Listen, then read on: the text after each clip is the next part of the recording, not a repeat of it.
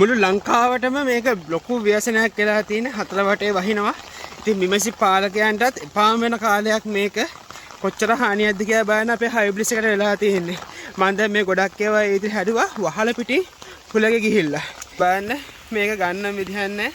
මේ අපේ ඇවිල්ලා බ්‍රීඩ් කරන තියන් හිටපුවා. අර නැස්ස හදන්න. එතකොට මේකේ අමතර ආහාර දීලා අපි මේන්ටේන් කරනවා මෙව්වෙන් ඊළඟට මේ කට්ටි බෙදන්න තියන් හිටපුවා. එතකොට මේකේ සම්පූර්ණ වදරාමු අටම කම්ප්ලීට් කරලා කට්ටි බෙදන්න ඔන්න මෙන්න තිබ්බේවා. බලන්න කොච්චර ලොකු හානියක් වෙලා තියෙන්නේ කියලා.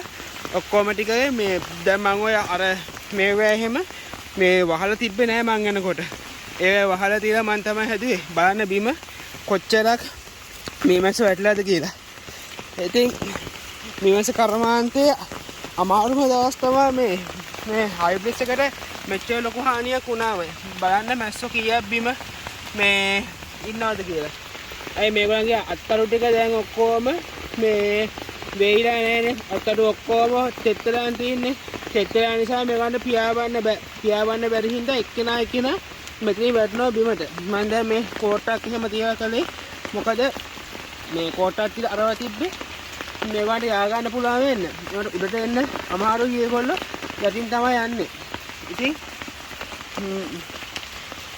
මීමැසි පාලකෙක් වෙනකොට අනිවාර්යයෙන්ම ඕන කරන දෙයක් තමයි මේ මොහොතේ අනුව මොනවද කරන්න පුළුවන් කියලා ඩිසිෂන් මේකේ. අනිවාර්යෙන් හොඳට මේ හිතන්න ඕනේ මොකක් හරි වෙච්ච ගමන් දැන් මීමැස්සන්ට හොඳම විදිහට කොහොමද අපි මේක මේන්ටේන් කරන්න කියලා. තත්ත්වය කොහොමද මැනේජ් කරන්න කියන එක අනිවාර්යෙන් ඕනේ.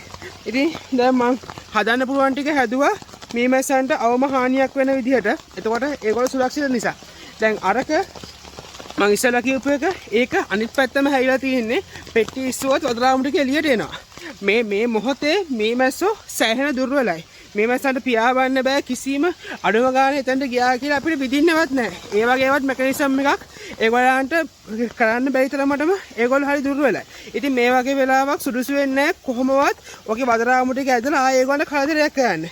මං ඒ නිසා තමයි මේ විදිහට පේන විදිහට ආයේ ඒ කියන්නේ මේ උඩ වහලේ තියෙන්නේ. මේ උඩ වහලේ ඒක තිබ්බේ අන්න අර පෙට්ටිය ගාව මුල.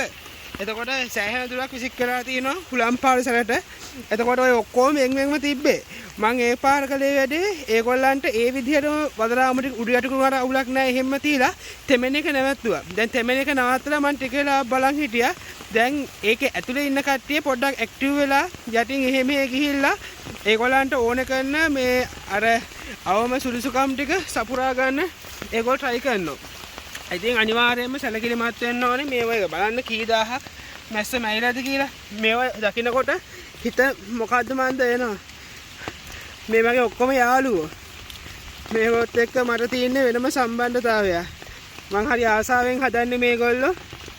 ඕගොල්ලන්ට සමාල්කේ බල්ලෝ පූසෝ එහෙම අර හදන්නේ. අන්න ඒ වගේ තමයි මම ඇවිල්ලා හුරතලේට මේ වගේ මැස්සෝ හදන්නේ. ඉතින් දැන් බලන්න මේ කුඩේ ඉහිරුවට පස්සේ තෙමෙන්නේ නැති හින්දා කී දෙනෙක් මේ ඇතුළට එහොඳ කියලා. දැන් ඉටි කොලයක් වාගෙන මේක මේ විදිහට වැහුවා නම් මේ මැස්සෝ ටික පරිස්සම් කරලා තියාගන්න පුළුවන්. දැන් ඉතින් ඩිසිෂන් මේකින් තමයි. දැන් මේක මේ විදිහ නැතුව මේක අනිත් පැත්ත හැරෙවුවා නම් මේ මැස්සෝ ටිකවත් ඉතුරු වෙන්නේ නැහැ. මේගොල්ලොත් තවදුරටත් ෆීඩ්නේට් ලක් වෙනවා. ස්ට්‍රෙස් එක අවම කරලා මේ වැඩේ කරන්න ඕනේ. ඉතින් ඔයගොල්ලොත් මීමැසි පාරන් මේ වගේ ක්‍රිටිකල් සිටුේෂන්ස් එයි මේ වගේ අමාරු තැන් එයි මැනේජ් කරන්න. ඉතින් ඒ වගේ තැන් වලදීත් හොඳට මැනේජ් කරන්න ඕනේ. දැන් මට තියෙන ඊළඟ ප්‍රශ්නේ මේ ඉන්න කට්ටියගේ තරු ටික වේලන්නේ කොහොමද කියලා. දැන් පොළවේ ඉන්න කට්ටියෝ තෙමිලානේ තියෙන්නේ. මම දැන් ඊළඟට කියන්නේ ඉටි කොලයක් ගෙනල්ලා මේ කට්ටියෝ මෙහෙම වහන එක පොළවේ ඉද්දිම. වටෙන් පොඩක් ගල් ටිකක් තියලා උස්සලා වහනවා. එතකොට මේගොල්ලන්ගේ අත්තට වේලෙන්න ගන්නවා. වේලෙන්න ගත්තට පස්සේ මේගොල්ලන්ට හැකියාව හම්බ වෙනවා ආයේ පියාඹලා ටක් ගාලා ජනපදයේ ඇතුළට යන්න. හරියට මුලින්ම දැන් අපි ඒ වැඩේ කරන්නේ මොකද මෙතන ඉන්න බිම ඉන්න මැස්සෝ එක්කෙනා මේ අපිට මේ බෑනේ මේ හිමහිට මේ අරගෙන ඇහිඳ තියන්නේ. ඒගොල්ලන්ටම තමයි අවිලකට රින් ගන්න වෙන්නේ. ඒකට ඕනේ සියලුම මේ පහසුකම් සපයන එක තමයි අපිට කරන්න පුළුවන් වැඩේ. ඉතින් ඒ වැඩේ අපි කරමු. මම මේ වීඩියෝ එක දැම්මේ ඕගොල්ලන්ගෙත් මීමැසි කොලොනිස් වලට මේ ටිකේ ගොඩක් අවුල් වෙලා ඇති. මේක ලංකාවටම බලපාන තත්ත්වයන්නේ ගුලේ ගිහිල්ලා ඇති.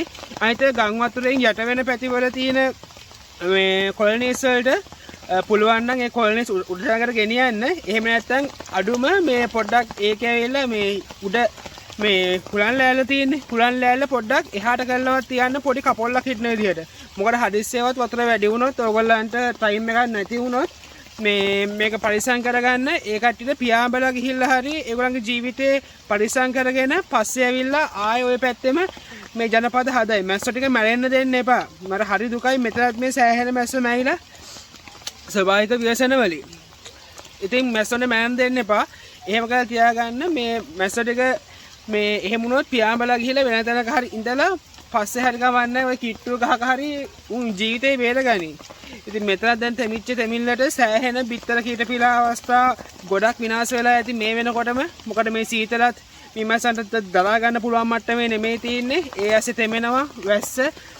ඊට පස්සේ මේකේ පැණි ස්ටොක් කරලා තිබ්බා. ඒවත් ඔක්කොම දැන් විනාශයි. සෑහෙන ලොකු හානියක් මේක. හයිබ්‍රිඩ්ස් අපේ මේකේ වෙච්ච ලොකුම හානියක් තමයි මේක. හැමෝම පරිස්සමෙන් ගෙවල් වලටලා ඉන්න. මේ සබාය කවුන්ටර් වලින් පරිස්සම් වෙන්න. ඒකත් කියනවා. එහෙනම් මමත් මේ වීඩියෝ ඉවර කරන්න. මේ මැස්සොන්ගේ අත්අඩු ටික වේල ගන්න තියෙනවා මට ටක් ගාලා.